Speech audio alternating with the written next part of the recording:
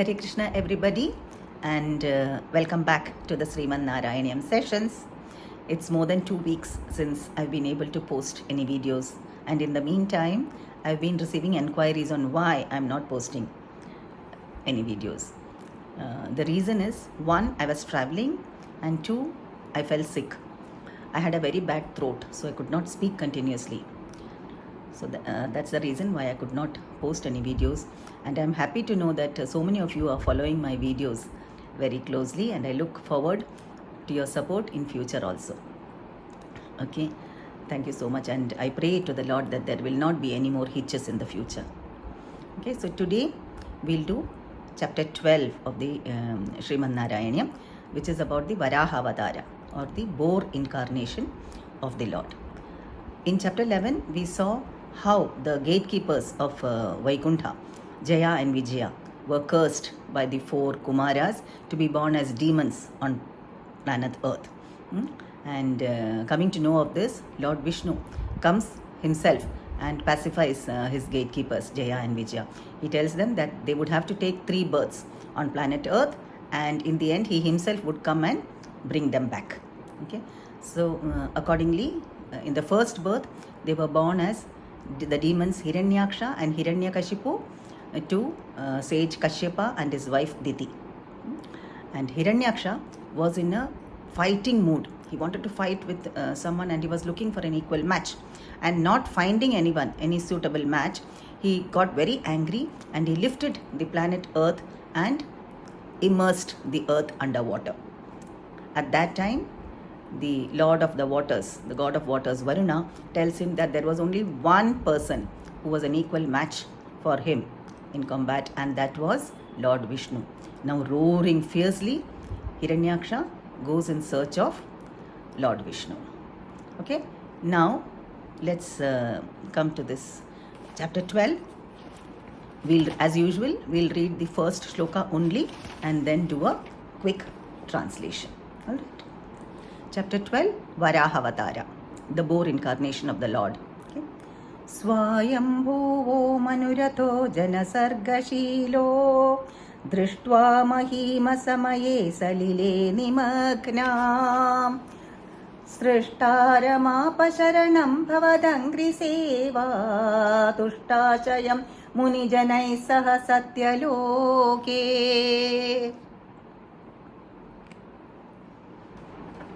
Now here the poet Sri Melpattur Narayana Bhattadripad starts by saying, Swayambhuva Manu, who was engaged in the work of creation, saw that the earth was submerged under water, and therefore goes to Brahma and says that it is a pity that the earth has been submerged under water untimely, and he asks for another place so that he could continue with his work of creation. Now, who is Swayambhuva Manu? We have seen in an earlier chapter that Swayambhuva Manu and his wife Shatarupa were created from the 2 sides of Brahma's body to help him in multiplying the human species.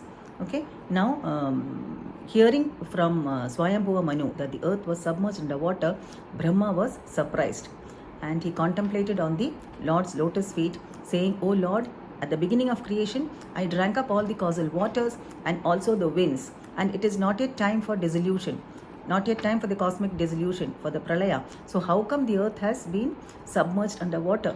He could not understand how this happened. As he was contemplating, thus the Bhattadri says, O Lord, thou in the form of a child boar emerged from Brahma's nostrils. At first, thy size was that of a thumb, then gradually grew to the size of an elephant. Now Brahma was wonderstruck, okay, and he was wondering who this boar, glorious boar was who emerged from his nostril, okay, and he was trying to reflect whether it was the work of the Lord's Maya, okay, and then at that time the boar again grew in size, okay, and assumed the size of a mountain. Now seeing this, the residents of the upper planetary systems, the Janaloka, Tapaloka, Satyaloka, etc., they started praising the Lord. And hearing these praises, pleased by their praises, the Lord again grew in size, assumed a huge form, and jumped into the ocean. and then twitching and turning, and with erect reddish hair, with the tail lifted up and the snout pointing downwards, eyes rolling, delighting the sages who were singing his glories, the Lord broke into the clouds and then jumped into the waters. The water was turbulent with waves and other aquatics like crocodiles, whales, etc. Okay, and the inhabitants of the netherworlds of the lower planetary systems were scared. They shook with fear, seeing this gigantic form and hearing this fierce roar. And then the Lord goes down and sees the earth submerged in the waters of Rasatala. Now Hiranyaksha had hidden this planet Earth under the waters of Rasatala. We know that Rasatala is one of the planets of the lower planetary systems. Yeah. And seeing the planet Earth, there the Lord, the Varaha Avatara of the Lord, lifted the earth with his tusk and brings it back, comes up and brings it back and places the earth back in its orbit. And here Bhattatri says, at that time the earth looked like a blade of grass stuck to the tip of the Lord's tusk, because the Lord had assumed a gigantic form at that time. Okay, and Bhattatri winds up this chapter saying, O Lord of Vaikuntha, who resides here in Guruvayur, I pray to please save me from my disease. We know that Bhattatri is suffering from rheumatism. Yeah. So why does the Lord incarnate? There are various reasons for the Lord's incarnations. The Bhagavad Gita says, Yada yada hi dharmasya glanir bhavati bharata.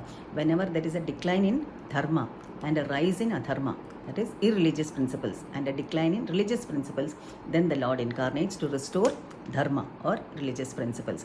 And then again, paritranaya sadhunam vinashaya chadushradam, to protect the good and to punish the evil. Again, he incarnates. But for all these, the Lord can always send his agents. One of the most important and beautiful reasons for the Lord's incarnation, as per Acharyas, is to enact or to exchange loving relationship with his devotees, and also to attract fallen conditioned souls like us back to him, back to Godhead through his pastimes. And whenever he enacts his pastimes, he brings with him his pure devotees, whether it is the part of a father, mother, friend or enemy, he brings with him his devotees. And in these leelas or these pastimes, he has selected his gatekeepers Jaya and Vijaya to enact his pastimes. Alright, so in the next chapter we'll see the slaying of the demon Hiranyaksha.